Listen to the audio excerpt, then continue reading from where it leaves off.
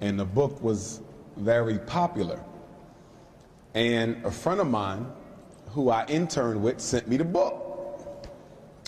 And I started looking through the book, and I said to myself that although there's some very useful and useful information in this book, there's also a lot of distortions, admissions, so forth and so on. I thought the book oversimplified black men to the point of childishness. So I said, being a therapist, being a family therapist, having never been married, I spend a lot of time working with married couples, do a lot of therapy, because I'm a child therapist, which often dictates that I work with the parents who are messing the kid up because they can't get along. Doing that for about 15 years, I begin to notice certain patterns in the black love situation. So a couple years ago, I said, you know what, I'm going to do a presentation on relationships and basically give people my assessment of what I've been seeing as it relates to black male-female relationships. Now, the benefit of hearing about relationships from me, an unmarried man, would be what? Would be the fact that I approach male-female relationships from a very scientific standpoint. I approach it from the perspective of a therapist, not as a married man. Now, a married man could come before you and tell you about his marriage, but that's it. Just because that's what he went through don't mean that's what you're going to go through. But as opposed with a therapist, I've been in all kind of houses, all types of marriages. So I have the benefit of dozens of successful and unsuccessful marriages. And so what I want to do now is distill to you, with some seriousness and with some comedy as well, my assessment of the black male-female relationship crisis. Public education is under extermination. There will be no public school in the next 30 years. Why? Because they no longer need black workers in order for the American economy to function. They no longer need black workers in order for the American economy to function. That's why you see public schools shutting down all across the country. Have they closed any down here? Not yet? Okay, it's coming. They're getting rid of the schools because they don't need black people no more. Prison is for black people, and they can get illegal immigrants to do the other work. So there's no need for school anymore. Not for us. We was brought here to serve, we're no longer needed, and so now they're looking for strategies to get rid of black people and lock them up. So build your own schools and make your own economy, or we're going to be exterminated. It's really just that simple. Now, relationships. Why do relationships fail? Number one, self-hatred. Too many black people are looking for other people to make them feel better. That's right. You're getting involved with a man, with a woman, not because you really enjoy their company or because you really enjoy the camaraderie you have. You're getting into relationships because you want them to do for you what you can't do for yourself, which is feel better. A lot of us are trying to find somebody else to do what? Make us like us. Depression, misery, and loneliness is sending you out into the relationship world. Not because you're looking for someone else whose happiness and life vision and destiny you want to support. That's not why you get into a relationship. You're getting into a relationship because you got needs and you want them to fill them. In other words, many of our relationships today are quid pro quos. I'm getting in this relationship under the agreement that you're going to be able to put me in Oprah Winfrey's house.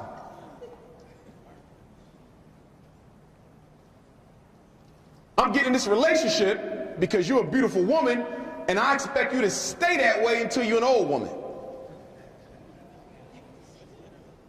Quid pro quo. We don't come to relationships for honest, non-selfish reasons. Every reason we get into the relationship is selfish. Me, I. And if you got two people only worrying about themselves, the relationship must fail because it is a crisis in selfishness.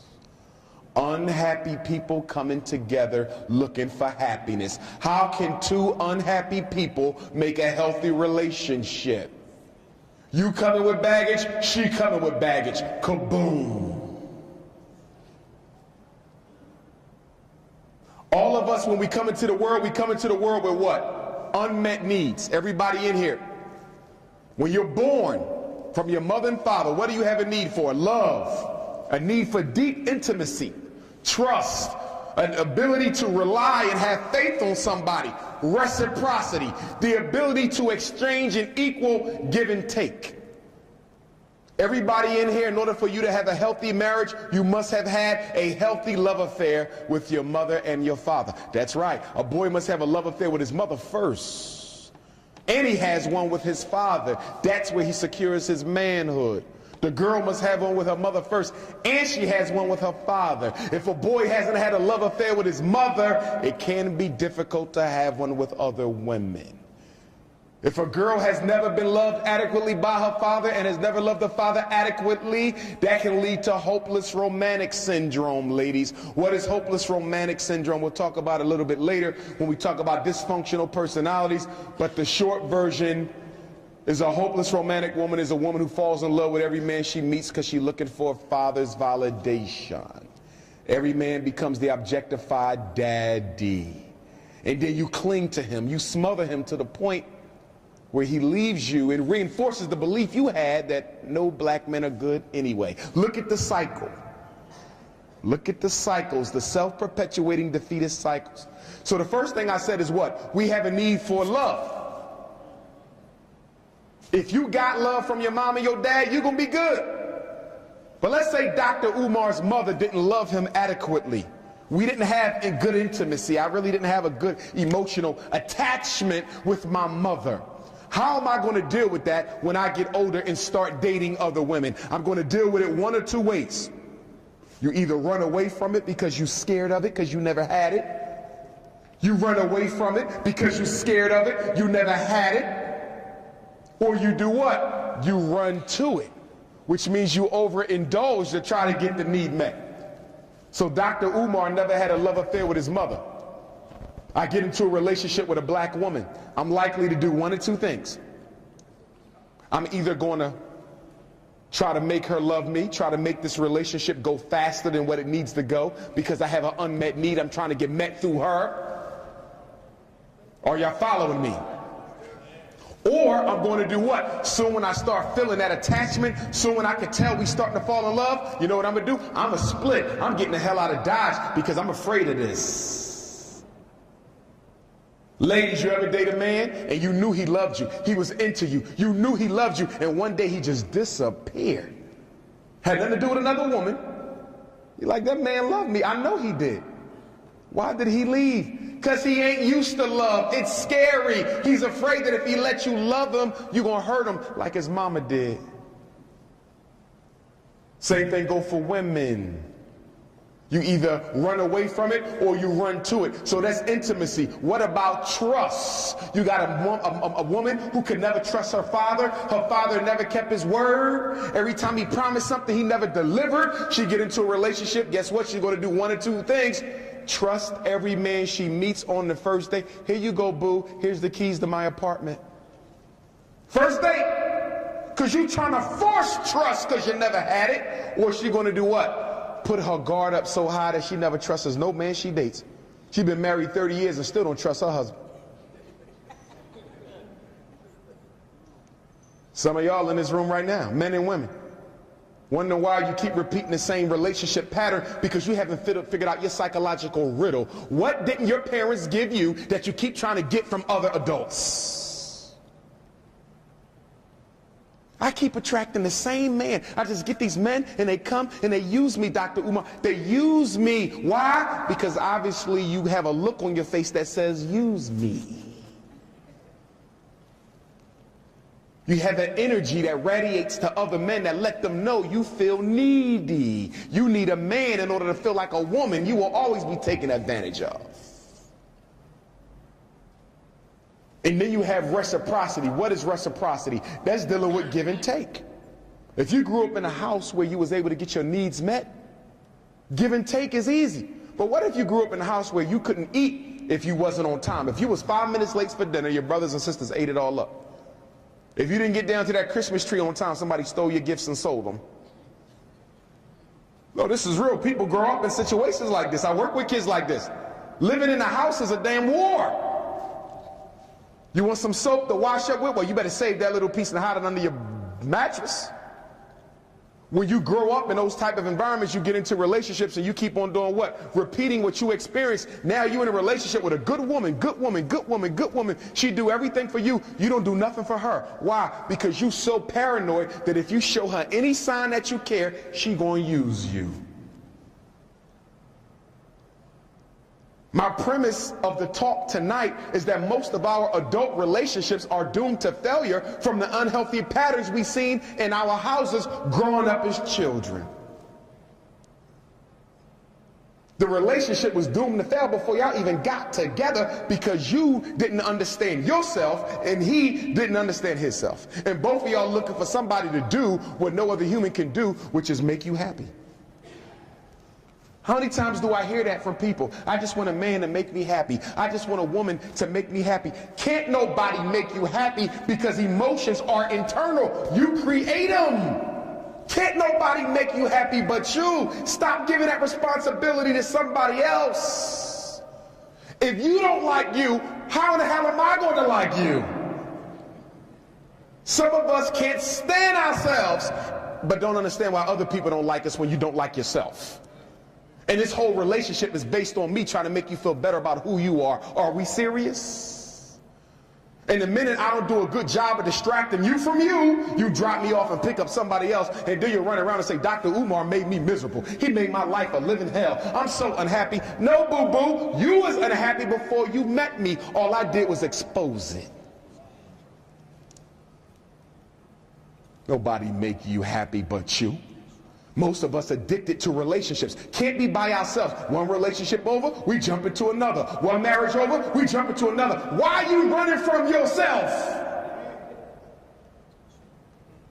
Do you know why we don't like to be by ourselves? The reason we don't like to be by ourselves is because when you by yourself, do you know what your consciousness does? It holds up a mirror of everything about you that you need to fix, but don't feel like it right now. So the best way to get out of your own responsibility is to find somebody to distract you from it.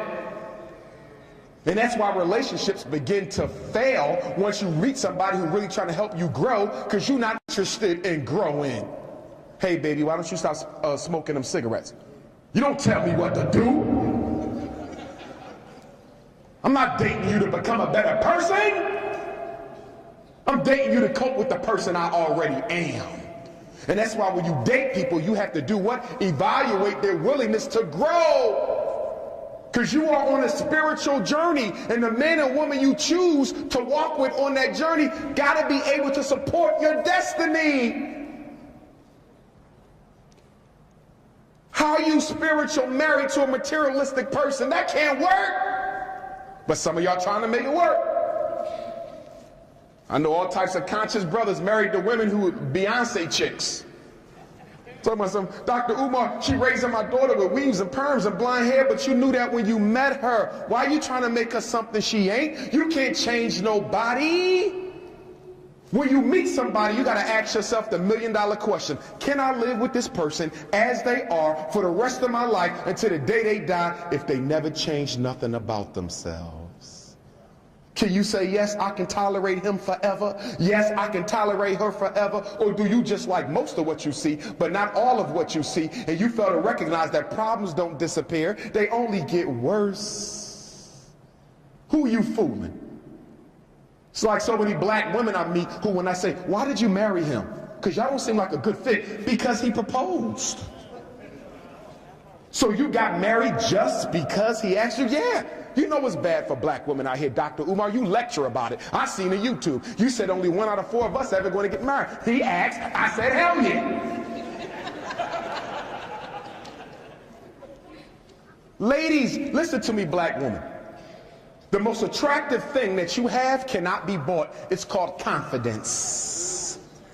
I don't care how good you look. I don't care how much money you spend on your hair, your clothes, your pocketbook. The most attractive thing to a man is confidence. You can have 2 women side by side. One is drop dead gorgeous. The other one is average. But if the other one exudes the confidence, if her God energy is stronger than yours, she will walk away with him. Now that's the good news. So you ain't got to spend no more money on hair, none of that garbage. Work on yourself. get married because he asked you. Listen to me, black woman. I know the ratio. What's the ratio of black men to black women in Louisville? What is it, 1 to what? 35. Dang, it ain't that bad. If it's 1 to 35, I'm moving here. What about 1 to 20? 1 to 3, I don't think it's that good. 1 to 9, 1 to 8. Let's say 1 to 8. Listen to me, black woman. So you say I'm 1 out of 8 possible wives? I gotta be desperate to make sure I get one. Wrong. First of all, let's look at that 8 women. You 1 of 8, right? 3 of them crazy as hell. So now you 1 of 5. Okay? 1 of them is confused. So she ain't into men. Now you 1 of 4. 1 of them married. Now you 1 of 3. In other words, it ain't as bad as you look. Once you take out the crazies and everybody else, you're only dealing with like 1 to 3. And who gets the 1 if they're 1 to 3? The one with the confidence and who got something to bring to the table. Ladies, never appear desperate. Like my sisters, when you get into your 30s, sisters who get to their 30s, they start looking at the biological clock. I'm 33, just got my master's, I ain't got no kids, but I gotta get married first. Brothers know what I'm talking about. You ever went out with a sister like in her mid-30s with no kids? That date like a track race. For the kid, I gotta be married by next summer, engaged by the following summer. I need to have my first. Damn, you didn't even know my last name. Sister, don't be pushy. Be natural. Never appear desperate. Desperate is not attractive. I'm telling you. And whether you're a man or a woman, never tell people that you stand for certain principles you ain't gonna keep. Oh, we good for that. We good for that. I don't give out no cookies until I've been with a man for a year. And then you done gave them out. Be quiet. If the oven is baking, what you lying for? You like to let that steam out.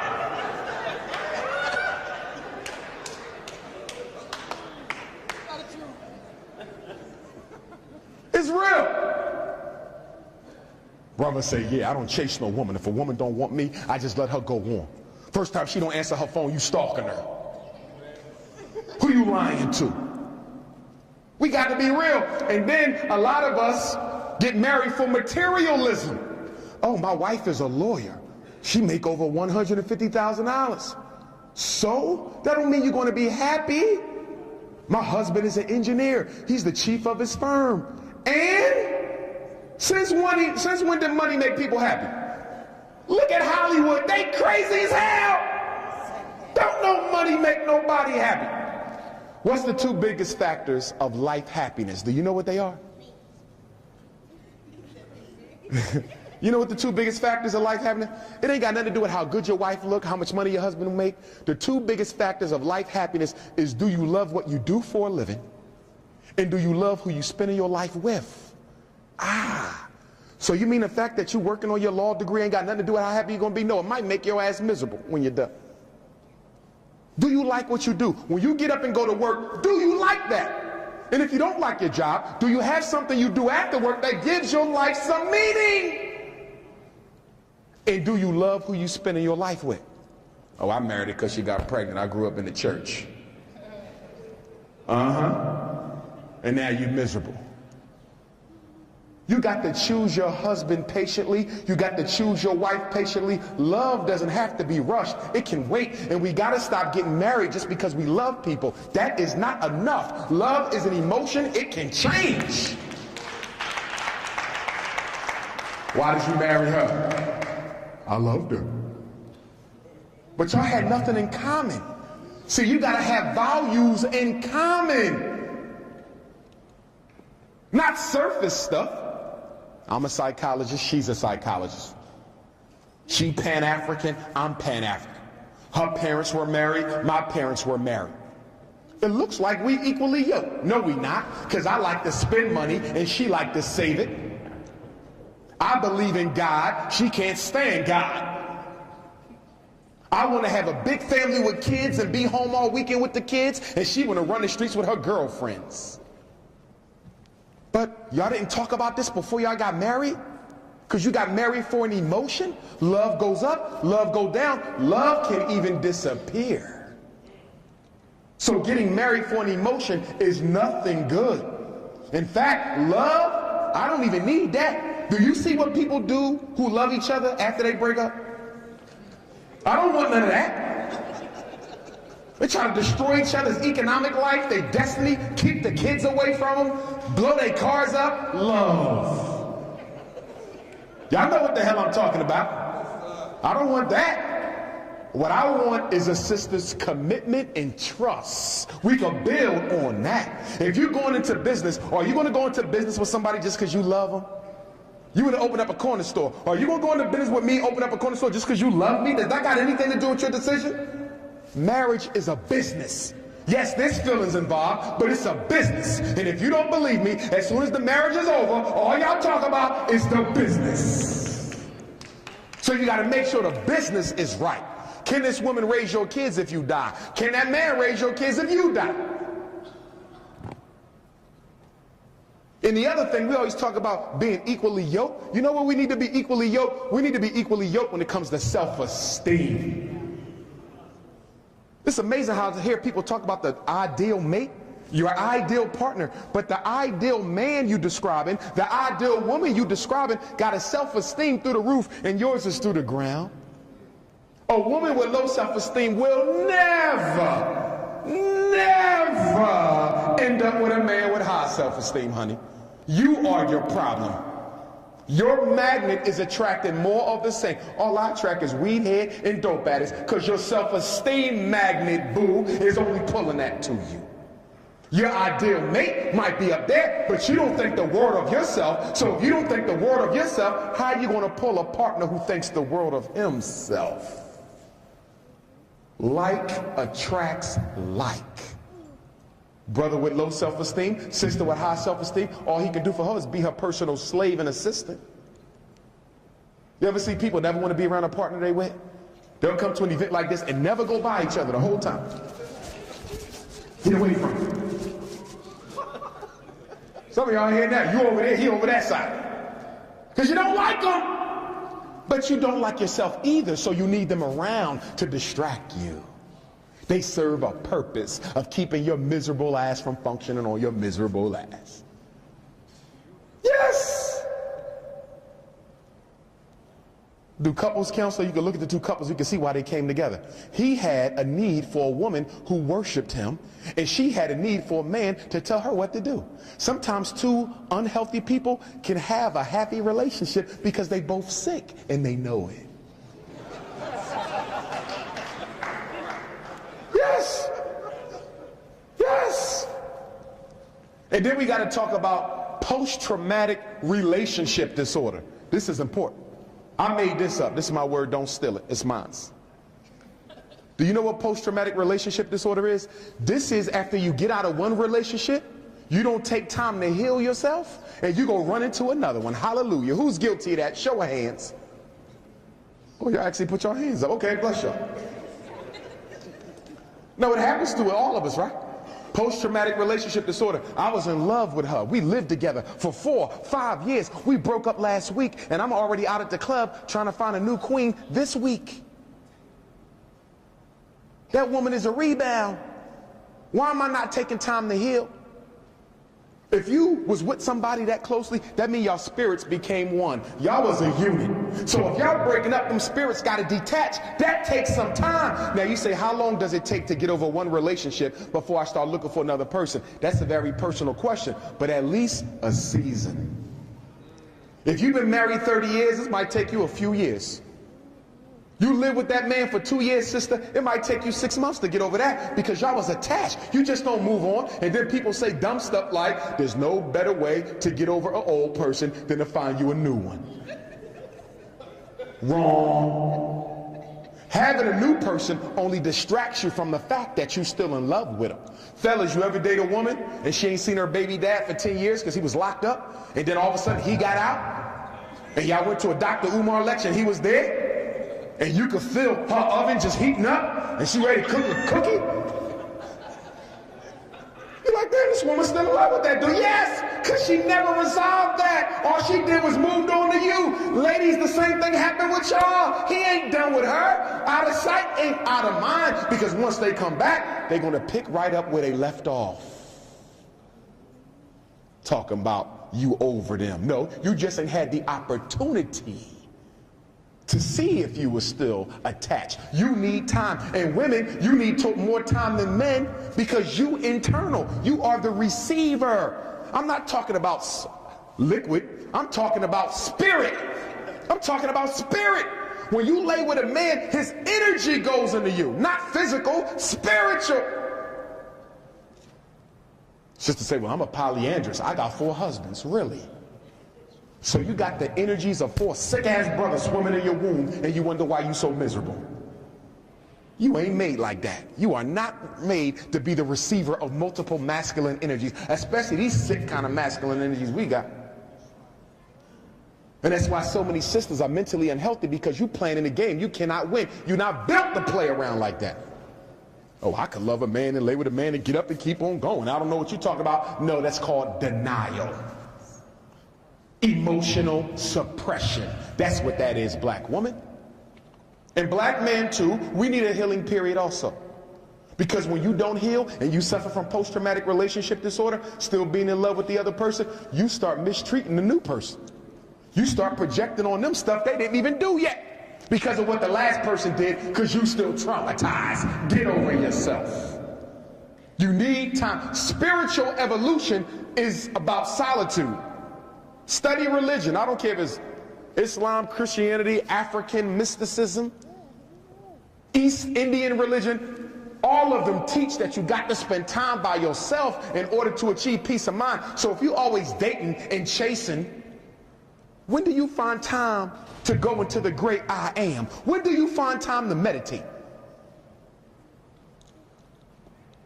We don't like what we are, but we ain't got the discipline to change it.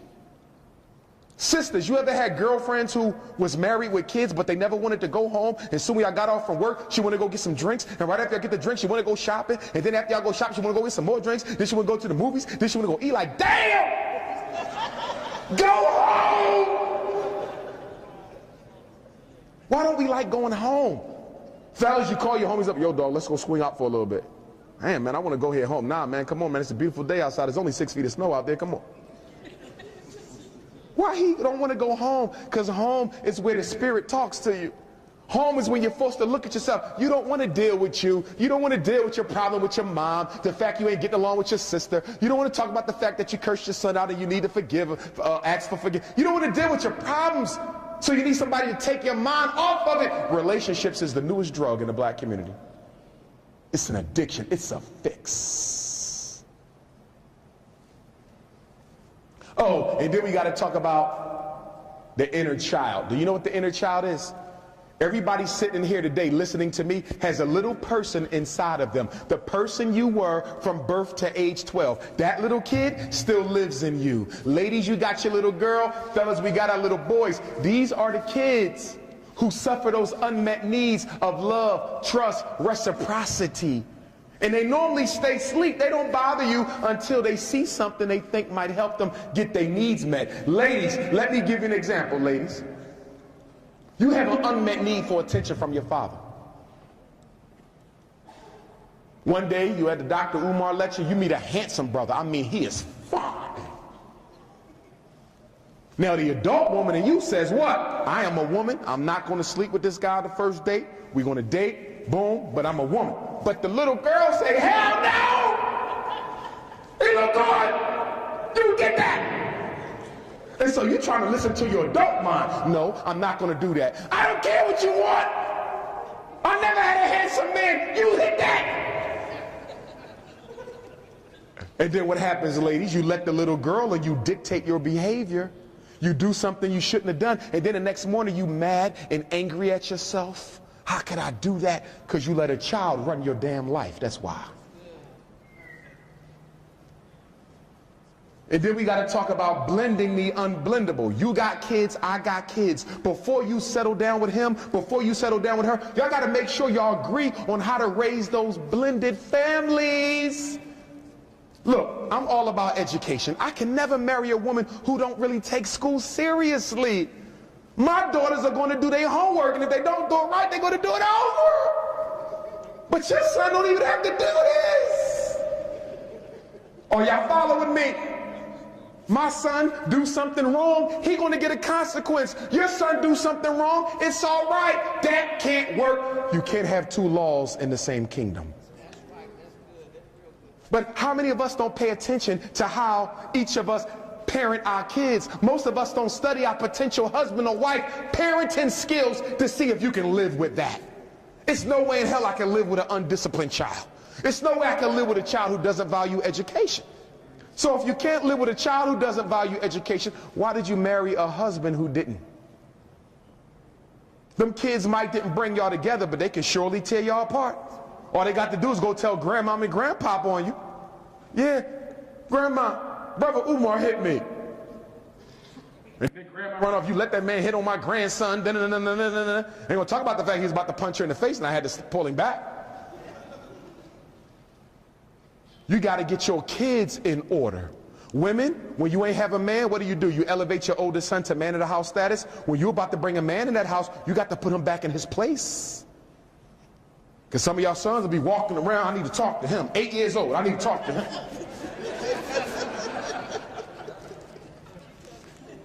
So now I got the arm wrestle with a 7-year-old because he think he your man. And then we got to do the same thing with our daughters. Sometimes we elevate our daughters and have them thinking they the woman of the house. Then when a real woman come, your daughter sucking her teeth and snapping her neck. That woman old enough to be her mother. You got to check her. And if you got a whole bunch of unruly kids, you shouldn't be getting married then. Because you got to get your house in order. Ain't nobody putting up with that. Catch a case.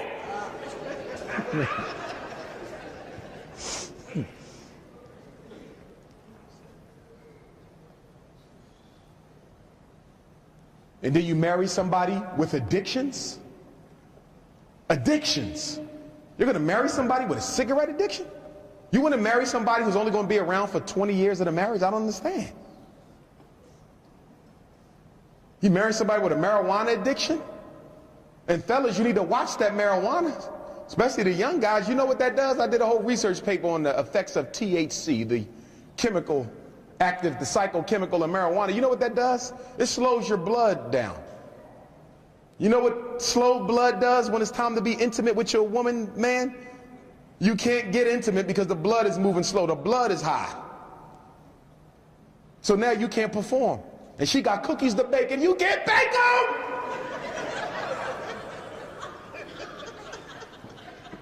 And then some of you women get mad at the man. You the one who was feeding him the weed. You made him impotent. You. These are the things we got to talk about. And then we're not honest with each other when we date. We lie. We show each other the best parts of ourselves. You notice that? You ever see somebody they've been dating for 10 years and then they moved in together and they broke up the second week they lived together?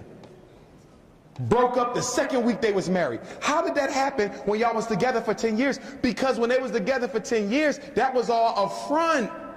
That wasn't the real people. When do we normally show our partners the real self? When somebody gets pregnant, we get engaged, we move in together, or we get married. Now, what is it about pregnancy, engagement, cohabitation, and marriage that brings out the worst?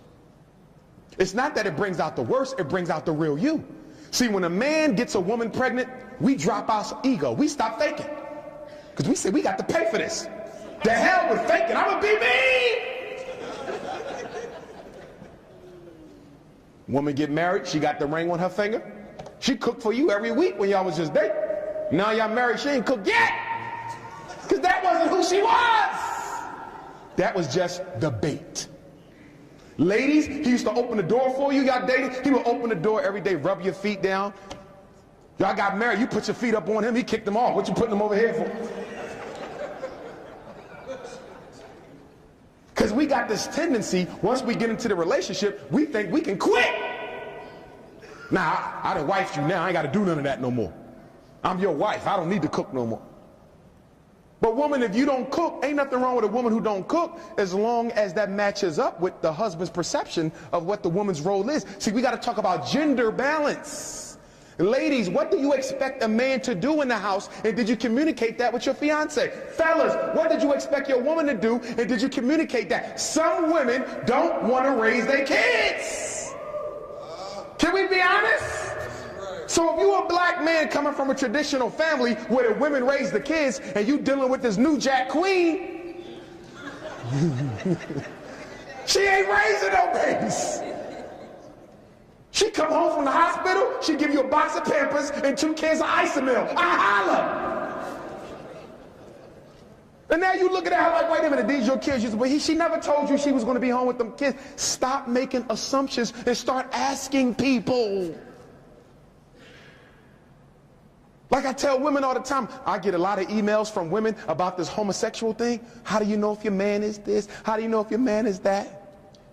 Well, having never been, I can't say. But I tell you what I do know and what I've noticed. If you're not sure about your man's orientation, you need to get familiar with his friends.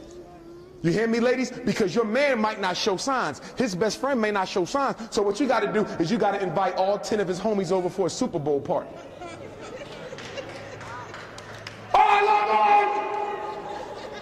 him! And then I want you to stare at him. And the first one whose eyes get big, and if he shaved his eyebrows off, get out the house! Get out the house! Get!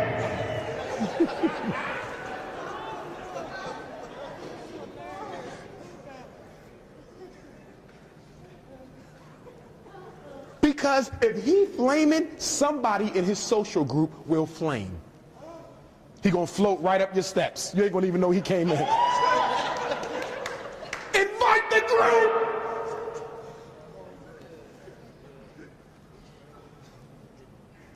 And if he ever accidentally puts your underclothing on, right! I'm sorry, baby, I thought these was my boxers. Ah! Your boxers don't have a seat in them!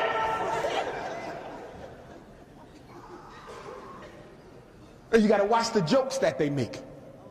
Like, yeah, you better stop, or if I'm gonna find somebody else. He say, yeah, I'm gonna find somebody else. She said, yeah, I'm gonna find somebody to treat me good. He said, yeah, I'm gonna find somebody to treat me good.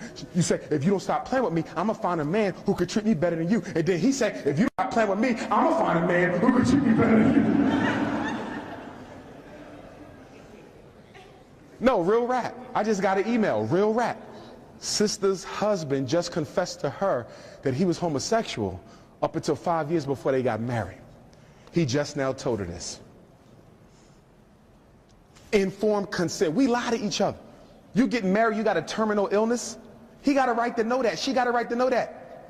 You don't get married yesterday and pop up today, you know I'm HIV positive. You don't do stuff like this. You got to be honest. Stop dropping your dirty luggage, because you know you got spiritual vampires in Louisville, right? You know what a spiritual vampire is? These are men and women who look like regular people, but they not. And they only come out at night. They be at the clubs, in the Umar lectures, when the sun is down. And then you meet them and you start talking to them, and everything be going well for a while, male and female, and then after a couple weeks, they just start showing you a nasty ass side you never knew they had. And they start bringing up their problems and dropping all their baggage on your step. You go over their house, the house get dark even if it's light outside. Then they start growing teeth and they suck your spiritual energy. You never dated nobody where every time you was around them you felt drained? You like, damn, every time I come around you, I took my multivitamins and everything, but every time I come around you, you drain me! And then your friends be looking at you like, girl, you don't look good. You like you done had 3 birthdays since last week. Because you're dating a spiritual vampire. Fellas, same thing with fellas. You got that woman, she always complaining. She just zapping your energy. You came home happy, baby, I got a raise today. I didn't. Don't you get caught with no spiritual vampire. But some of us like that. Some of us think we were brought here by God to fix other people's problems. A glutton for punishment. Raise your hand. Who in here like to fix other people? You ain't even fixed your damn self yet. But you would have fixed. Stop it. That's not your job. That's a person who don't think they're worthy of happiness. So they're always dating people who make them unhappy. Fix yourself. You cannot change nobody. If he couldn't change himself, how you going to change him, sister? That's crazy. These are the things that we need to be thinking about. And if you don't feel like dating one person at a time, then say that. Women are very uncomfortable about saying that, and I understand why. Fellas are uncomfortable about saying it, and I know why, because you know if you say that, you might not get no cookies. So you lie too, and then after you get a cookie, then you want to be honest after the cookie. Well, you know I see more than one woman. You should have told her that up front. You got more than one woman? If that's your thing, you ain't wrong for that, but she got a right to choose whether she want to be part of a polygamous arrangement. You got brothers married to one woman, he just show up with the next wife one night. This your co-wife, honey. Damn! 10 months pregnant? You don't just drop it off on no sister like that. And don't forget, you got sexually transmitted diseases off the wazoo. Gonorrhea, chlamydia, AIDS, herpes. You don't get rid of herpes? Y'all better be careful out here. Elders too. I just met an elder brother, man. He got herpes, man. Had nothing his whole life. Got with some woman, got herpes. You got to protect yourself out here. Crabs? You too damn old to be getting crabs. That's 16, 17. How you 39 with life? You grown. I'm a grown person. These are the things you got to talk. Some people don't like washing up every day. No, this is real. This is real. I got an email from a sister about her husband. She said, Dr. Umar, he only washes up twice a week. And I asked her why. He said, because he don't really see a need to waste that water. Y'all laughing? This is real rap. I got an email from a brother 2 months ago. No, this is real. I'm going to do a whole book on my email questions. Brother said, Dr. Umar, my wife has a certain perfume that is not pleasing. This is real. I'm not making this up. He said, what should I do? Excuse you, tell her. Do you want everybody in the neighborhood to smell her? You tell her. Well, I don't know how to tell her. Be direct. You need some incense.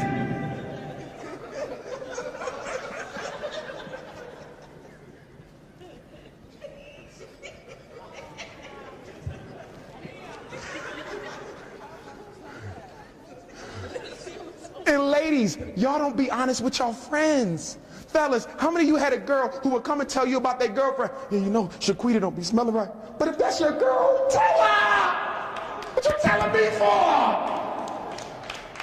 Sister, tell your girlfriend. You gonna let the whole world find out first? What kind of friend are you? Bring us some myrrh. And ladies, stop telling men when the last time you've been intimate. I don't know why y'all do this. Yeah, I ain't been with nobody 5 years. Who asked you? I didn't ask you that. Why are you volunteering information? And then you decide to give a cookie and it ain't nothing left. Stop lying!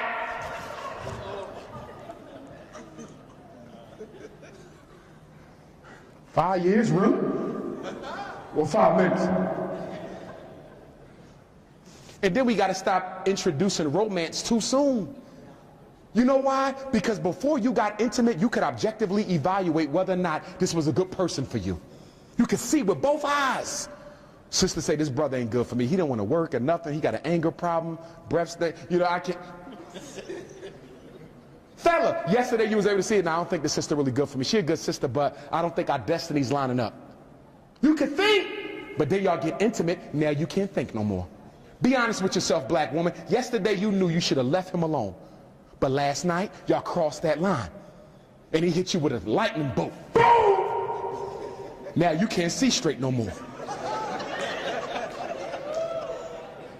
And then your girlfriend's like, what you think? When you gonna call it off? When you gonna let him know you don't want to be bothered? Well, I've been thinking, everybody deserves a second chance. Boom! Men, same thing with us. You see a sister, you say, she cool like a friend, but she ain't wifey material. And then y'all cross that line and she do certain types of tricks you didn't know existed. And now your homie like, when you gonna call it off? Everybody deserves a second chance. Who you fooling? Do you not know intimacy don't keep you married? I don't care how good it is, it does not keep you married. In fact, it can make it worse. It can make it worse, because now you're frustrated. Here's the thing. There's 3 types of attachments that we have with our parents: secure, anxious, and insecure. 95% of the people in this room, the type of attachment you had with your parents in your childhood up to age 12 is predictive of the type of relationship attachments you have now. If you came from parents where you had a secure attachment, you're probably in a secure relationship right now, or soon to be. But if you had an anxious attachment where you wasn't sure if you can trust them, you're probably anxious now in your relationships. And if you had an insecure relationship with your parents, you probably have an insecure one now. Go back into your childhood and fix out yourself. We don't want to go back into that history. No, we could talk about King Tut all night, but soon we start talking about what went on in that house. We don't want to talk about that because it hurts. But that's the only way you can get to heaven, is by going through your personal hell. Nobody gets the peace of mind until you go through your garbage.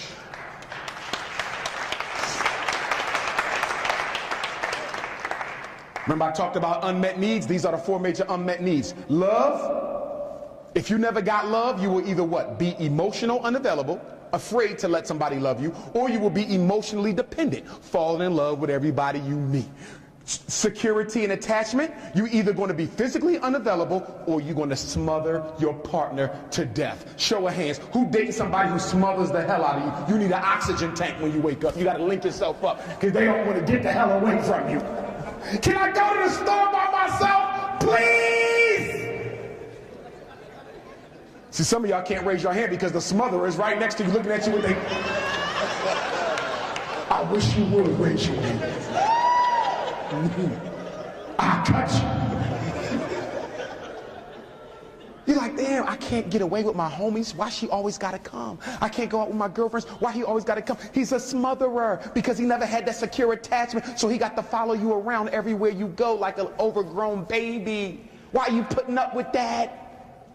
Oh, you don't want to be alone, so you'll put up with anybody you're not happy with because you don't like yourself more than you don't like that relationship.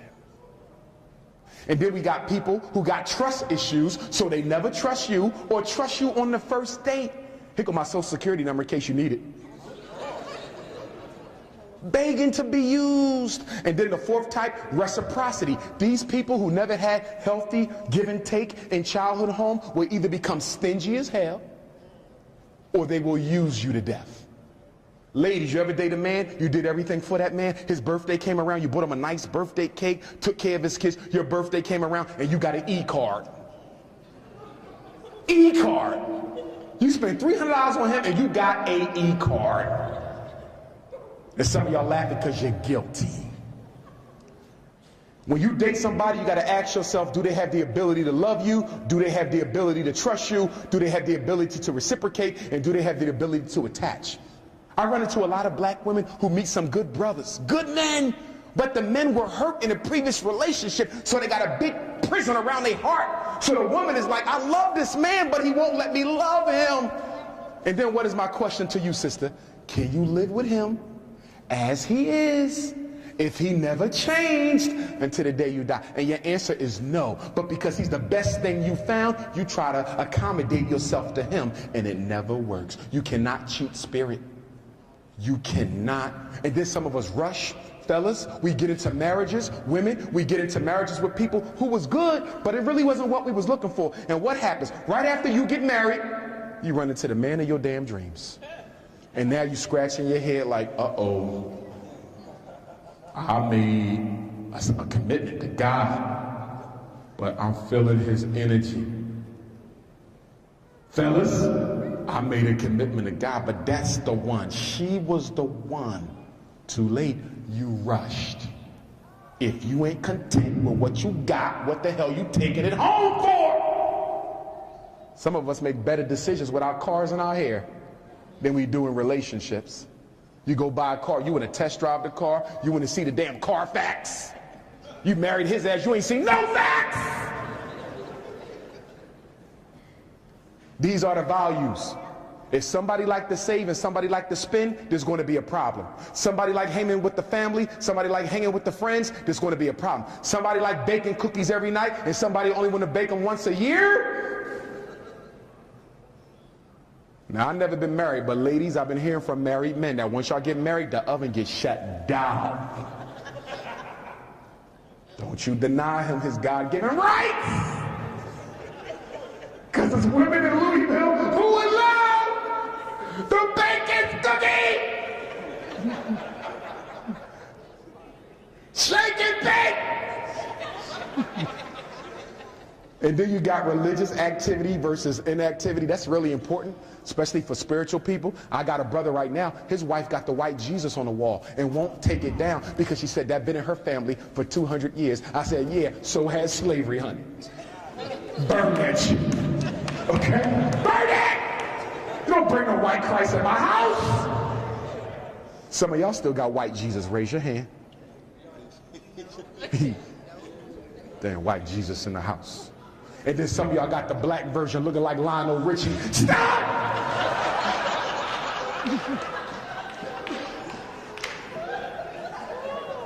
Extended family versus nuclear family. I was an adopted child. I'm speaking hypothetically. I was an adopted child. My wife comes from a big family.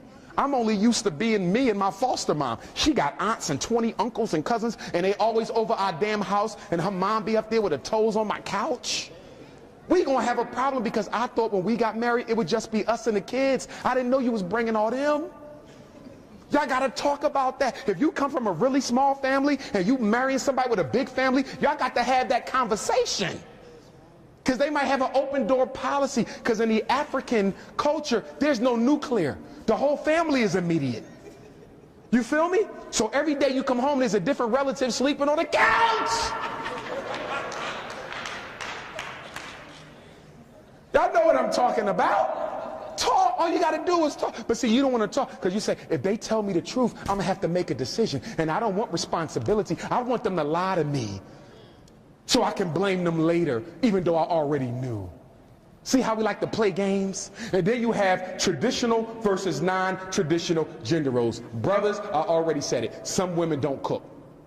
Women, some men do not change the flat tire. Some of y'all married to these bougie dudes with no dirt under the fingernail. Okay, get his eyebrows arched every Friday.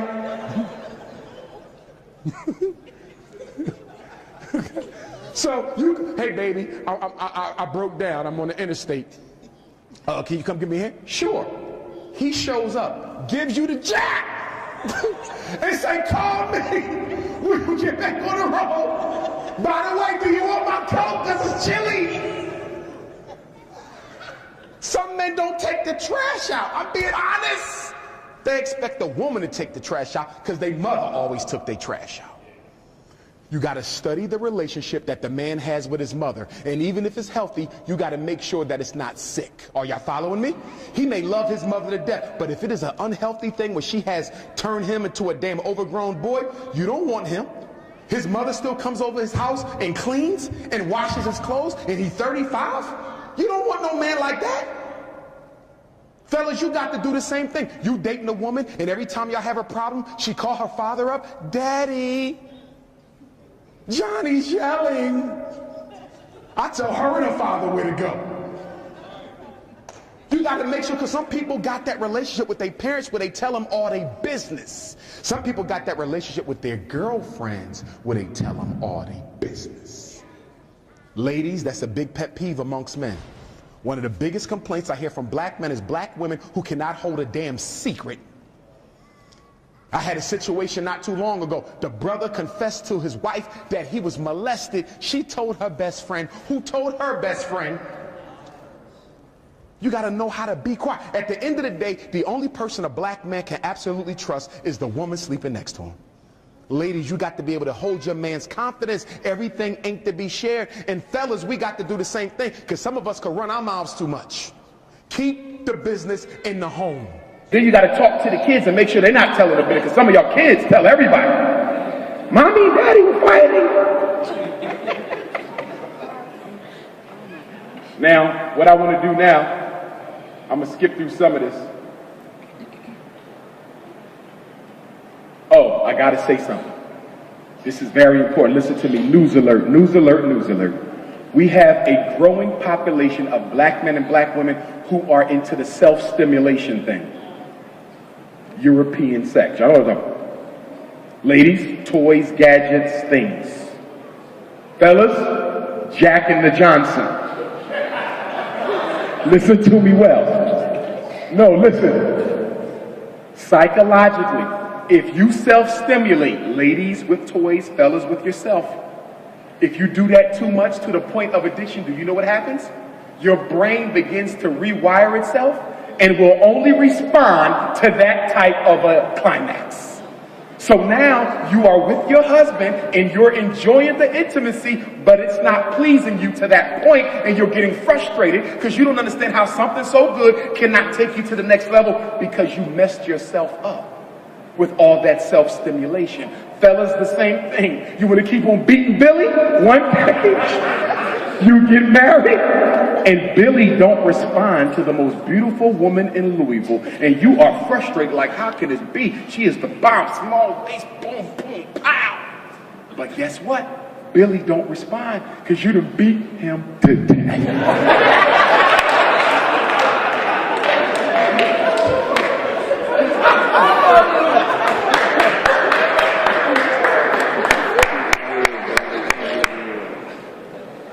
Ladies, if you dating a man, back to the earlier question, how do I know if my man is sexually confused? You date a man and he prefers non-traditional activities. I've been getting a lot of them emails too. My man only wants the reverse. Well, that's not supposed to even be taking place in our culture. That's not what that's for. But see, in European culture, they objectified every aspect of the woman's body. Things that were not even meant for pleasure are now pleasurable. Ears, teeth, everything! So black woman, if he prefers something non-traditional, and that's the only way he can climax is through something that's unhealthy, you can pretty much bet he's been into some other experiences. If that's what he craving, I got says, yeah, Dr. Umar, that's all he wants to do. Pack up and get out. I will call the cab. Something ain't healthy. Now let's talk about the unhealthy types of men that women need to stay away from. Ladies, most brothers in Louisville are good brothers, but you got a small few who are pimps, predators, players, couch potatoes, impregnators, and professionals. Now, what is a pimp? A pimp is a man who will use you for your economic resources. Credit card, money, car, house, pay my child support. He's a user. And once he sucks all your economic juice from you, he drops you and finds the next sucker.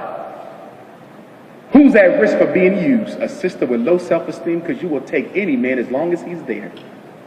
And then you got the player. The player is the opposite of the pimp. The pimp wants your economics. The player don't want your economics. He has his own economics. All he wants is one thing: the immortal cookie. And he likes all flavors: butter almond, butter pecan, caramel, sweet brown sugar, red raisin. He is the Louisville Cookie Monster. We got any Cookie Monsters in here? Louisville Cookie Monster. See, ladies, when you date a man, you got to ask yourself. Most men will keep something on the side until they find that right one. And then when they find that right one, they give up the rest because, like, I found my queen, dog. I'm good now. I'm turning my player card in. Burn it. But then other men will keep something on the side even after they found the right one. So sisters, when you date a man, you got to study. Is he a temporary player or is he a player for life? He 80 years old. With that cane, still out there trying to get And fellas, women the same way. Some women will play until they find the right man. Girl, I found me a good brother, he's a conscious brother.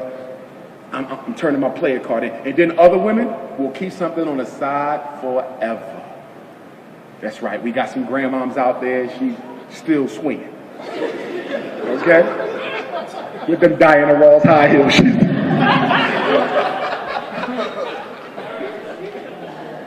And then we got the predator. The predator is the most dangerous man, black woman. Do you know who he is? Domestic violence. This is the man who knows how to make you feel like a queen until he separates you from your family and all your friends. Why you got to keep going to church with your mom every Sunday? Tell your mom you got a man now. You need to be home with me. Why you got to go out with your girlfriends every weekend? Tell them you got a man now. You should be home with me. He make you feel guilty about having relationships. And then once he gets you to yourself, he starts what? Verbally attacking you.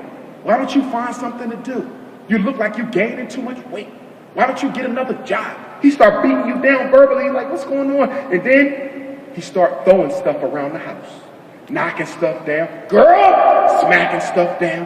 One day you come home and there's holes in the wall. And you like, why is my house got all these holes? Was there a drive-by? No, I was practicing. And then one day, that infamous smack comes. Black woman, I'm going to tell you, as a brother and as a psychologist, if he hits you once, he will hit you again. Because the tendency to hit a woman is not something you just think of in the moment. It is a seed that's been planted in the subconscious. He probably grew up in a house where that's where the men in the family control their women. He probably grew up in a house where the mother got beat. That is an intergenerational sickness. And you got to know when to pack the bags. But some of y'all make excuses. This is my husband. And I took an oath before the Lord. Do you think the Lord wanted you to get your head bashed in? We have kids together. I don't want to take my kids from their father. Oh, really? So if you stay in that relationship and he ends up killing you and then he goes to jail, the kids will be in foster care because you didn't know how to walk away from an unhappy situation. Well, look at this big house he brought me. He take care of me. Look at the car I drive. Oh, so materialism is more important than your health. Oh, you want your son to see his mother getting beat up, so when he grow up, he could beat his woman up. Is that what we're doing? No, you want your daughter to see her mom get beat up, so when she grows up, she'll accept domestic abuse. Ladies, get out of the situation. If you don't want to get a divorce, make him get family therapy and personal therapy. But he got a problem. And it ain't your problem. And too many black women are suffering in silence because they don't want to turn their baby daddies in, because in most states, domestic violence is a felony. He already got one strike. You don't want to give him a second. And you don't want to look your kids in the face and say, I'm the reason your daddy doing 10 years. So I understand, black woman. I'm not going to tell you to call the cops, but you got to get the hell out of that situation. Most black women in America who are killed by the men who's supposed to love them. I got to know when enough is enough. Y'all see these stories. Well, he shot his girlfriend and shot himself. That ain't just white folks no more. Black folks crazy too now. Some of y'all see writing on the wall, but y'all don't want to read it. You went out with him on the first date and you knew something was wrong. Because he never blunked. He said, baby, we at the restaurant, the wind blowing, and he just keeps staring at me. And you went out again with him anyway, because you was lonely. It's better to be miserable by yourself than to be miserable with somebody else. And then we got to talk about the couch potato. This is a spoiled black man. His mother spoiled him. His mother turned him into an overgrown little boy, and he's looking for a woman who will be just like his mother. He ain't going to work. He wants you to work. He ain't going to clean. He wants you to clean. He don't want to go pick up the kids' report cards. He wants you to do it because his mother told him he was so special that he should have to do nothing but breathe. And so you come home from work and he's sitting on your couch with your remote control, with your robe, your do-rag, your flip-flops. And got a nerve to ask you what you cooking for dinner when his ass been home all day. And some of y'all go for it. Because a woman with low self-esteem want a man who don't work because she ain't got to worry about him leaving the house. And if he don't leave the house, can't nobody take him from her. And then we got the impregnator. This is real simple. Who the impregnator? He just go around making babies, dropping seeds all over Louisville. Don't take care of them and won't even tell you he got them. You say, hey baby, how many kids you got? I got two. A couple of weeks later, you heard from the hood, he got like 14. You said, wait a minute, baby, you told me you had 2 kids. He said, no, baby, I said I had too many to tell you about.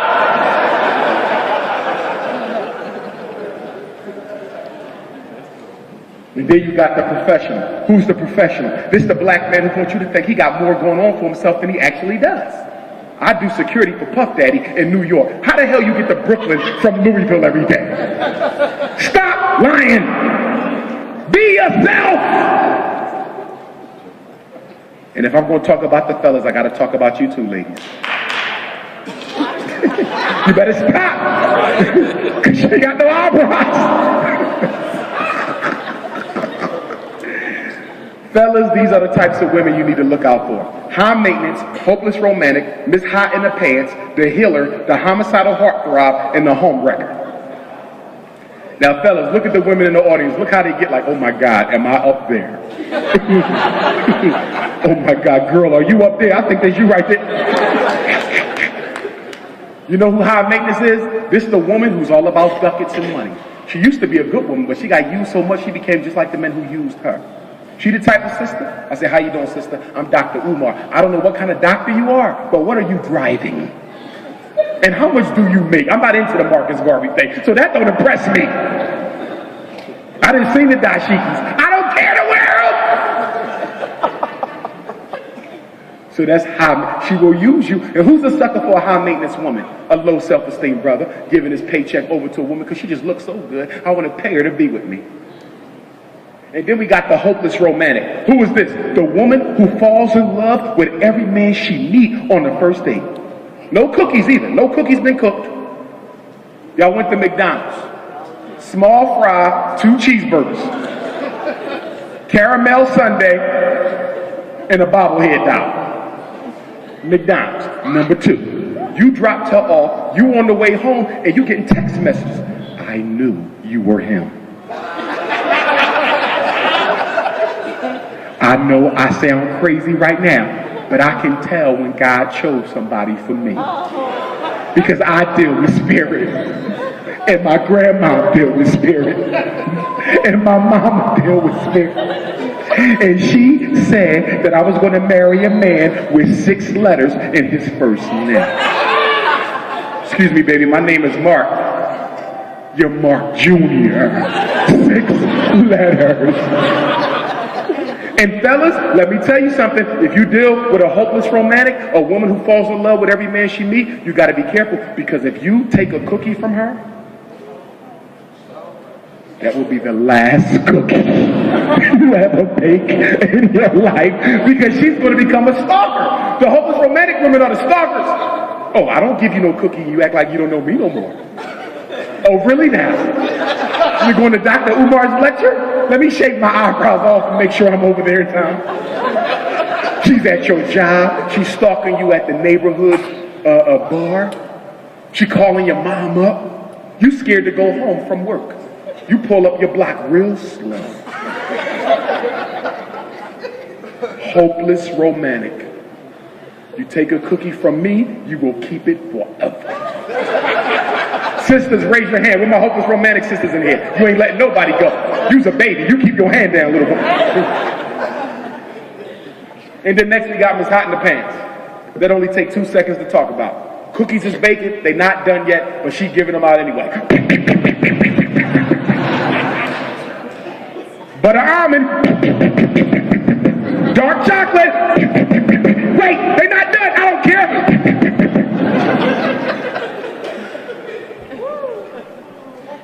And then we got the healer. These tend to be sisters above the age of 40, but they can be beneath the age of 40. These are normally women who have been dating for a while and they have given up because they have not found what they're looking for. And the reason why they haven't found what they're looking for isn't because there's anything wrong with them. It's because they keep looking in the wrong damn places. You're never going to find anything different if all you're doing is picking up men at the bar, at the football game, at the swap meet. You got to meet them somewhere else for a change. So many women think something wrong with them when the problem is where you're looking. So you know what a lot of women do? They say, look, I'm not going to find what I want, so I'm going to make what I want. I'm going to pick up any brother I find, and I have a crystal ball, and I'm going to rub my invisible crystal ball, and I'm going to turn him into the next president of the United States. He might have been homeless for 20 years. He might have been in and out of the joint, but with my powers, I can fix him. Ladies, where my healer's at? Then Your son come home, mommy, why is Mr. Johnny in your bed? Baby, Mr. Johnny fell on hard times. I didn't ask you that. Why is he in this house? Because I feel sorry for Mr. Johnny. Do you know Mr. Johnny used to be President Obama's assistant?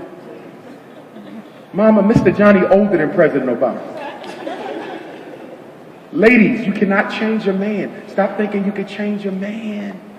I'm going to stop him from doing this. I'm going to make him do... No! Decide whether you can live with what you found or walk away. Stop trying to be a healer. Your crystal ball doesn't work. Especially my elder sisters. Elder sisters are good for trying to be a healer. You can't change nobody. You dating a man, he's 75, he's still wearing an Allen Iverson jersey with cornrows in his head at 75. And now he got a bald spot so the cornrow don't go all the way back. It stop it, then you got to start it again.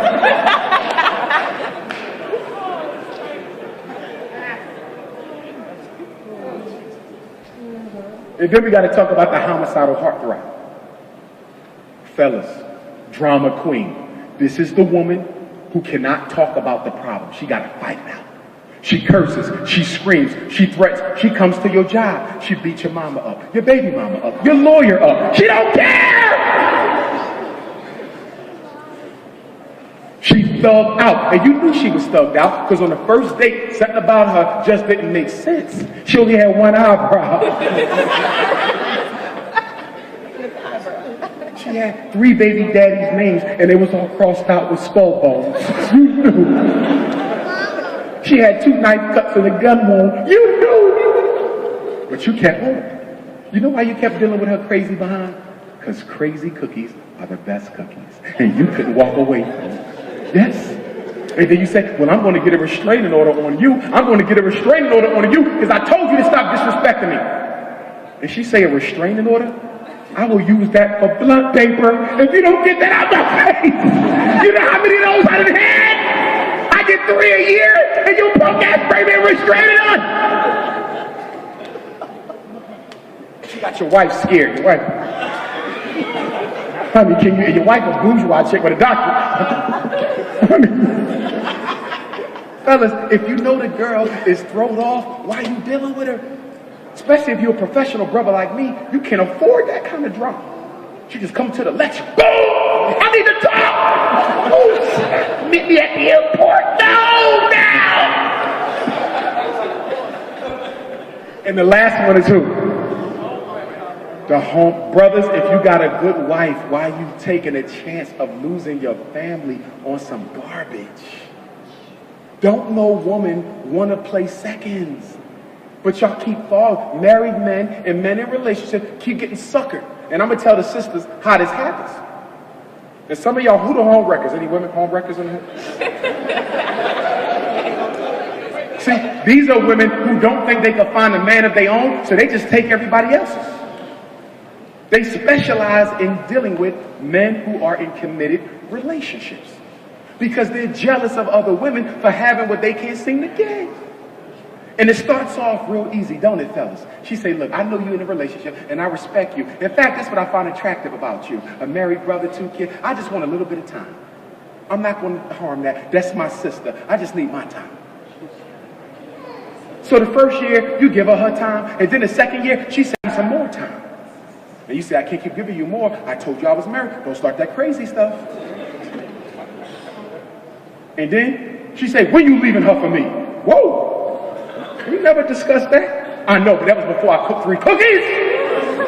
When you coming home? You say, I'm not leaving my wife for you. You change your phone number. Don't call me no more. She can't. You change your email. You thought it was that simple, didn't you? Next day you come home, she in your house with your wife talking about you. And how you took her here and took her there and things you did with her. And all your bags is packed. And your son in the hallway looking at you like you are the dumbest father. Fellas, the woman is only going to tell you she don't mind being a side woman so she could get a foothold in. But once she get the foothold in, she's going to kick the door open. And if you try to shut the door, she's going to do what? She's going to blackmail you. You can never win dealing with a woman because she's jealous of the fact that your wife got a husband. She ain't gonna stop. What black woman you know is gonna settle for being the secret? Black women talk too much to be a secret. And they don't like each other on top of it. Your wife look 50 times better than her. She got one eye, and you think she ain't gonna tell nobody.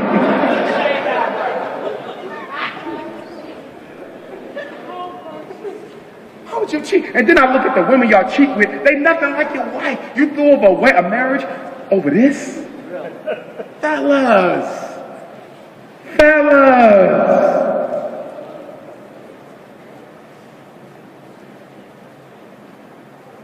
Now we come to the last slide.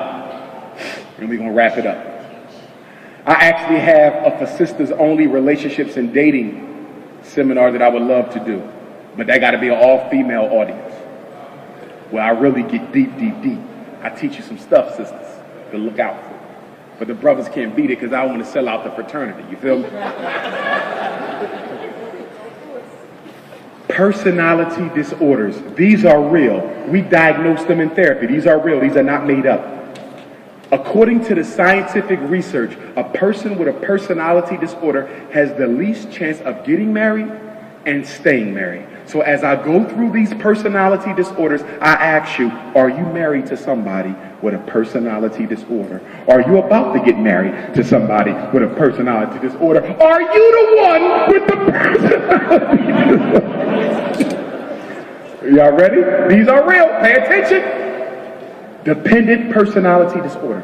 This is a man or a woman who don't feel like they can stand on their own 2 feet. They're like an overgrown child who always needs somebody with them. They need you to go with them when they go to the store. They need you to go with them when they go to the doctors. They need you to go with them to pick up a report card. They can't do nothing by themselves. They are dependent on you to walk them through life. You ever felt smothered in a relationship? If you've ever felt smothered in a relationship, you probably was dealing with a man or a woman who had a dependent personality disorder. They never grew the hell up. These are real, and they cannot be fixed. A person with one of these will have them for the rest of their life. And where do these come from? Your family of origin, your childhood, who you were by the age of 12. The next one, schizoid. These are people who don't like to be touched. They don't want to hold hands in public. Don't get too close to me. After y'all get intimate, he gets up and go in his own room and lock the door. He don't want to hold you through the night. No, I need my space. You ever date somebody like that? Don't get too close to me. You only my wife.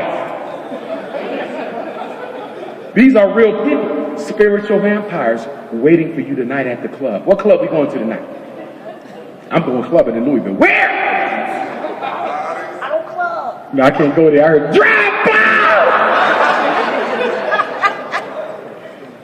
Next, borderline personality disorder. Fellas, you ever deal with a woman who you couldn't tell whether she was happy or sad?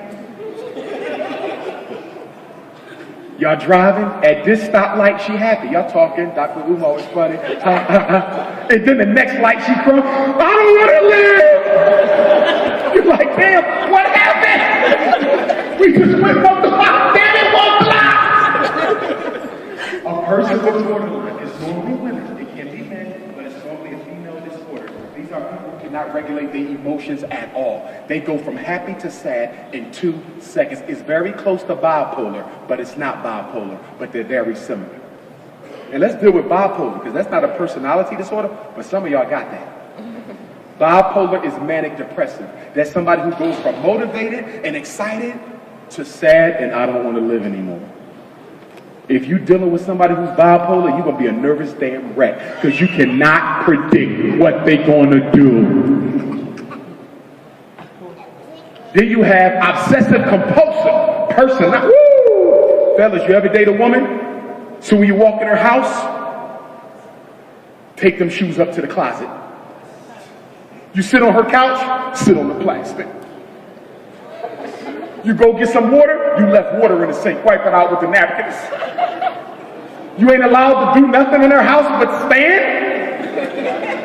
Ladies, if you have OCD, you cannot keep a man. No man can be with a woman who is constantly complaining about how unperfect things are.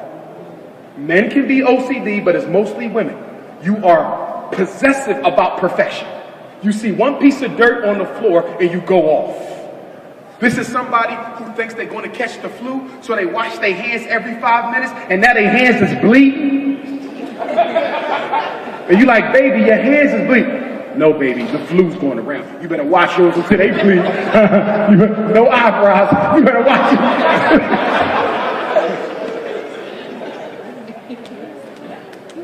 I love these next two. Now, we laughing about this, but when you get out there, you got to take this seriously. Some of y'all like, damn, I got to rework my whole relationship. He can drop some shit here tonight. The next one, and I'm going to do them together. Histrionic and narcissistic personality disorder. Stay with me. These are my favorites. A histrionic woman is a woman who thinks she's God's gift to Louisville, Kentucky. If she did not live, Louisville would not be here. Histrionic and narcissistic is the female and male version of I'm God's gift to you disorder. You ever dated a histrionic woman, black man? This is a woman who can never get enough attention from you. She got to get attention from other men. There's just not enough attention in Louisville to go around. Whenever y'all go out, she dresses so provocatively that even if the lights go out, people can see it. You're like, baby, we only going to pick up our son's report card dress. We're not going to the damn Grammys. What are you wearing? She got this long ass dress like a wedding going to the report card.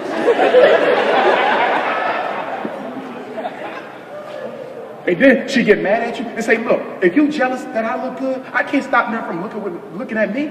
I'm going to look good with anything I wear. Okay, you don't like what I wear, you go in my closet. And then you go in the closet and it's like 100 fluorescent colored mini skirts. So it's like, damn, just come on, let's just go.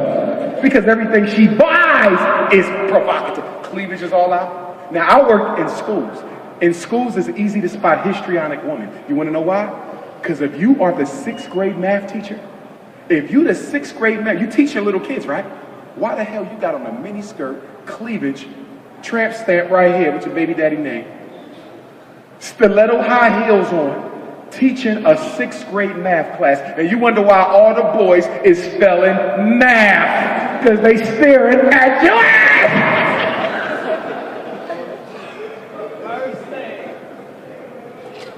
And the thing about it, teachers could dress how they want, because most union rules, you cannot give the teachers a dress code. Did y'all know that? That's why they can dress just like the students, because in most unions, the teachers do not have a dress code. So if they want to wear a mini skirt, they can wear a mini skirt. If they want their baby daddy tattoo sticking out, they can do that too. That's right. Now, the sick thing about it is, why does a 35-year-old teacher want to entice 13-year-old boys? Okay? And sometimes fellas do it. They'll want to entice 13-year-old girls and come to class with them tight muscle shirts on. He don't know it's played out. He thought it was cute. And then you got narcissistic. Ladies, you ever date a man who thought he was God's gift to Louisville? He don't want to hear no complaints. Excuse me, quiet. You lucky I'm with your ass. Do you know how many women in Louisville want to be with me? I might be. I'm just doing charity right now with you. You complain one time and I'm gonna drop you. You better start respecting my gangster. Better yet, I tell you what you do. You go down the street to Louisville High School, and I want you to look in that trophy cabinet, and when you see that state championship for football in 1978, I want you to know I was the starting quarterback.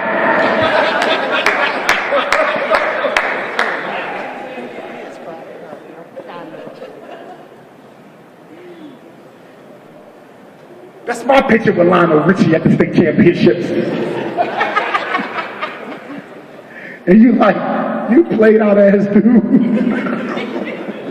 Ain't nothing special about you. Ladies, why would you marry a man who's a narcissist? Now, let me clarify. Some of y'all think y'all dating men who are narcissists. They're not. They're fake narcissists.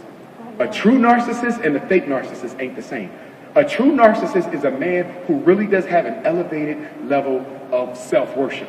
A fake narcissist is a man who really got low self-esteem, but he likes to make you think he's God's gift. Are y'all following me, ladies? There's a difference. Are you dating a fake-ass narcissist or a real one? Okay. And then we got to talk about antisocial personality disorder. 3 more, then we're going to wrap. See, I want y'all to think. See, when y'all go home tonight, some of y'all ain't going to be the same after this. No, sir. I done seen like 10 of y'all bite all y'all nails off since we've been here.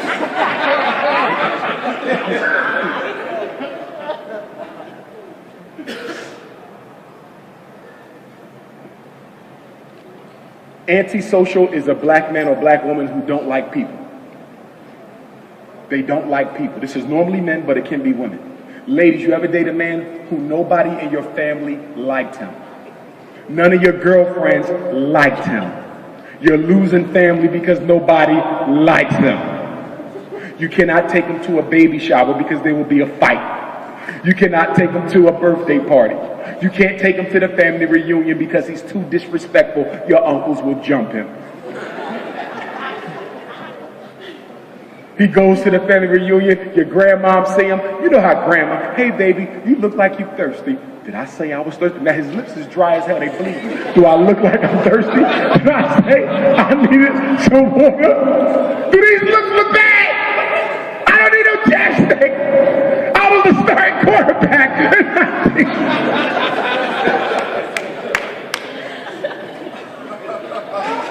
Oh, I love Louisville. Yes, sir. Antisocial, don't like people. If you a social butterfly like Dr. Umar, I can never marry a woman who is antisocial. I like to be around people. I'm at lectures, and then she's sitting over there looking at all the women in the audience like, stop looking at my man. Stop looking at my, this is a damn lecture. What you expect them to do? Get out! No, it's hard dating when you're in the public eye, I'm telling you. Because women can't take all the other women. It's like everywhere you go, yeah, she asked you 3 questions. She didn't need 3 questions. She only needed 1. Would you sit down? Did you win any championships?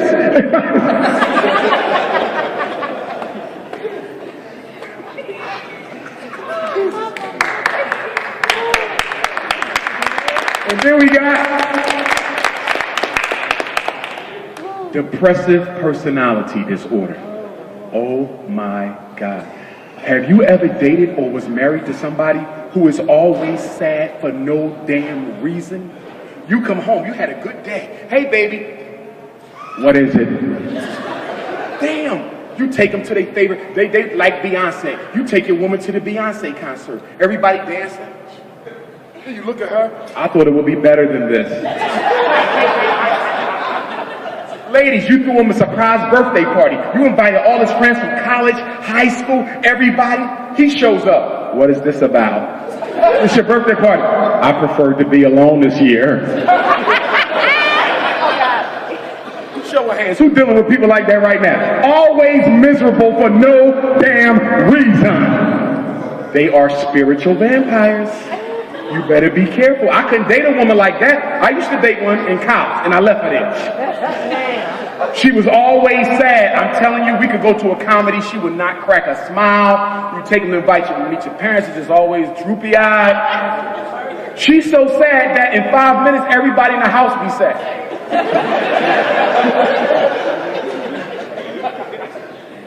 And then we got the last one. Oh, my goodness. And then I'm going to say one thing on polygamy, and then we'll end it up. Schizotypical. Some people are born weirdos.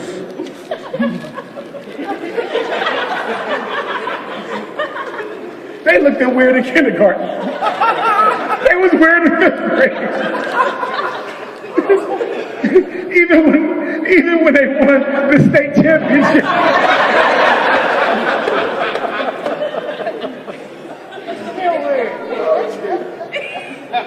And you can always tell. So ladies, you go out on a date, right? First date, right? You got a schizotypical weirdo, natural weirdo. So you down there, you at Outback or TGI, and y'all talking, but you notice he ain't responding to nothing you say. And so then you eating your salad, you getting your salad on, your salad almost done. You look at him, he ain't touch his, and then he like this. And then you say, what's wrong, baby? You don't eat the salad? I just rather watch you eat it. And he's like, oh my God, I think he's crazy. But because you ain't been out on a date in a long time and he looked kind of cute, you just kind of tolerate it. So then y'all be dating for a while. No cookies, just date. So then one day you invite him over. No cookies, but y'all share the same bed, right? But no cookies. So you know how you go to sleep, y'all sleep, everything's cool. You know how 3 o'clock in the morning you roll over to get your stretch on? So you roll over in your bed and you don't feel nothing in it. So you say to yourself, where's he? So then you peek, you know, you don't want to let him know you woke because you don't know if he's having a crazy fit. So you peek and you say, okay, the bathroom light is off. Then you peek in the hallway and you say, okay, the hallway light is off too. Where is this nigga? So then all of a sudden you feel something breathing from above.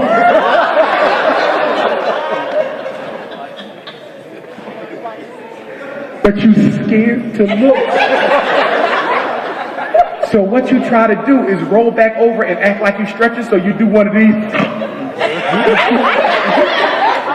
But he saw you peek. And so you decide to look up, and he's standing over your bed like this. So then you try to act like you don't see him, and you roll over again. And then you start reaching for your cell phone because you want to hit the emergency button. So you reach it, and you're like, where's my phone? Where's my iPhone? But you plan it off. And then all of a sudden, he passes it to you. Is this what you're looking for? Don't let weird people in your house. If their eyes don't blink, this is what you do. I want you to go to the dollar store and get the $2 fan. And on the first date, blow it and see.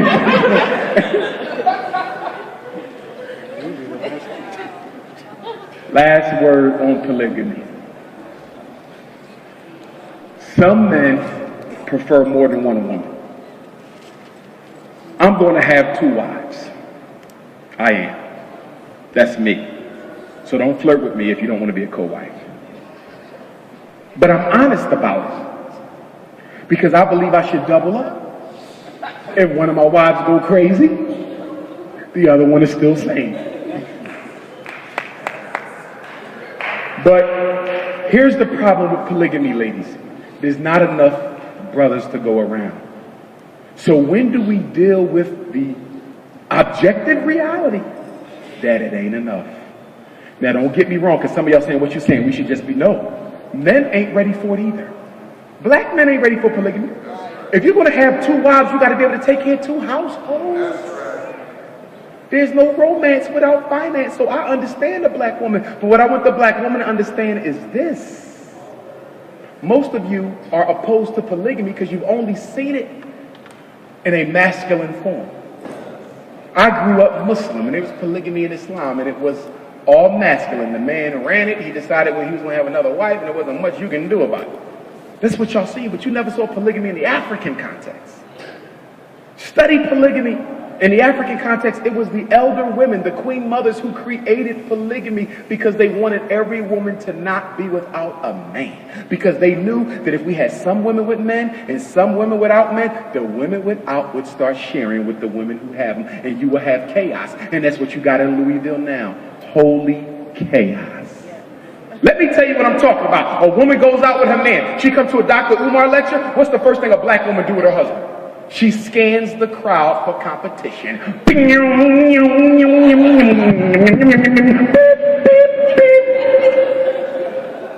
And the whole rest of the night, she ain't feeling comfortable because she sees something over there that look good, and she know he like women who look good.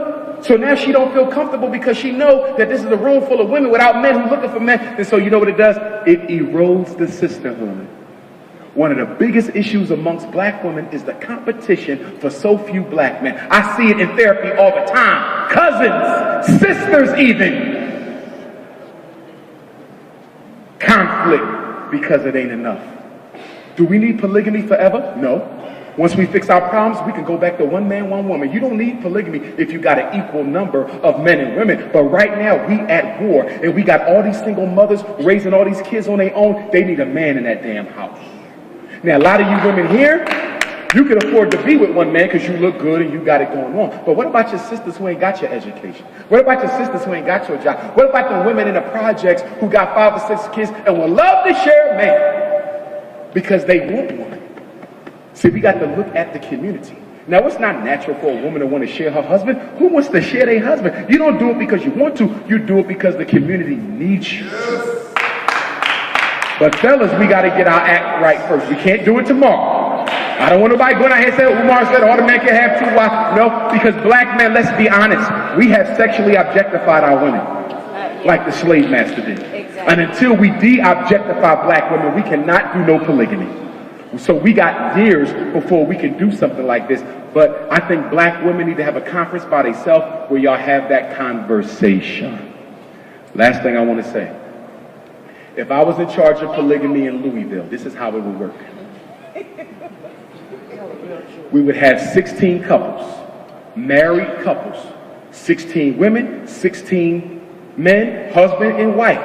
Everybody was married for at least 20 years, happily married, they're all elders. Dr. Umar wants a wife, I gotta go amongst the 16 elders, couples, and apply for a wife. And they interview me, they see if I'm ready, and then I have to go to a mandatory manhood training program.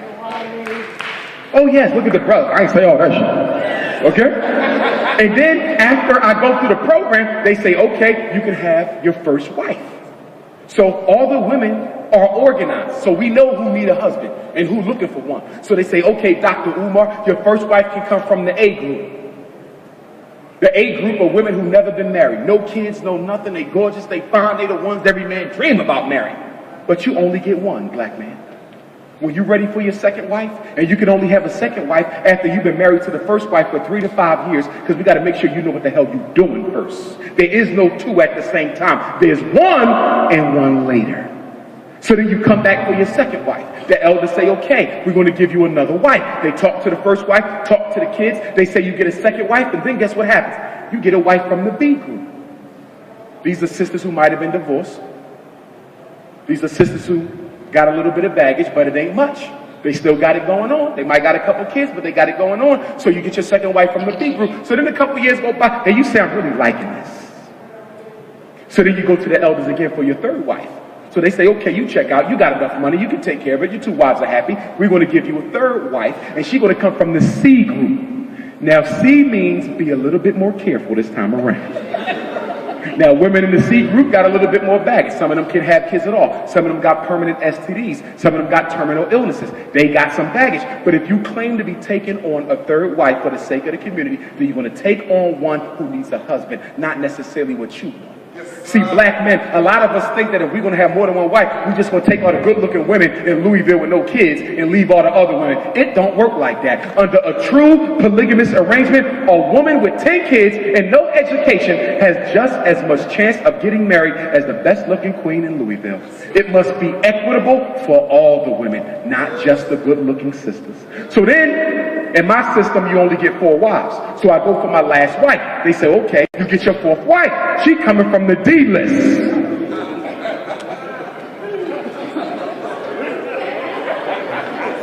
Do you know what D stand for? Dangerous. Now who's in the D list? These sisters, they got a little bit more back. Some of them did hard time for shooting it. She might got 2 or 3 strikes.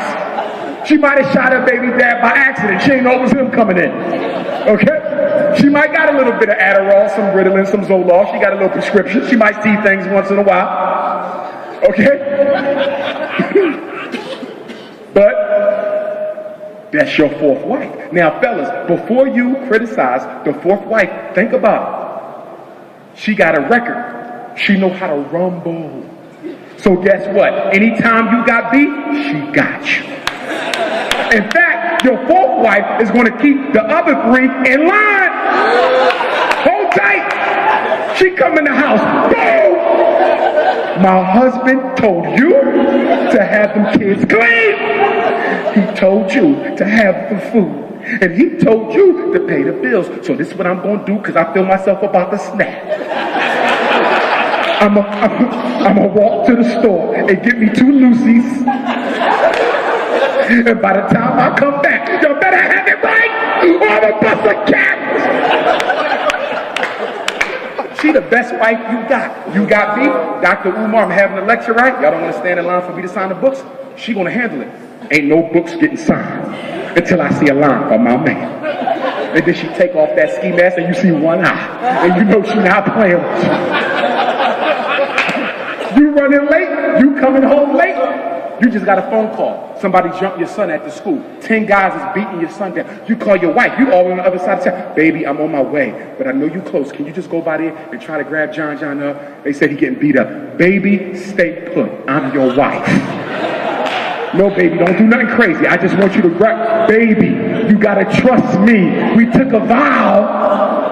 So guess what? 10 minutes later, you trying to get to the school as fast as you can because you know she ain't got no sense. But before you can get to the school, the news came across. There was a drive-by at the local elementary school. 10 kids was laying in the street. You say, baby, I hope that wasn't you. Well, what do you think I would do? I'm your baby. In conclusion, Black Louisville, I want to say that this first visit was a very beautiful one for me. I met a lot of good people. I hope it's not my last visit, okay? It's been a wonderful day.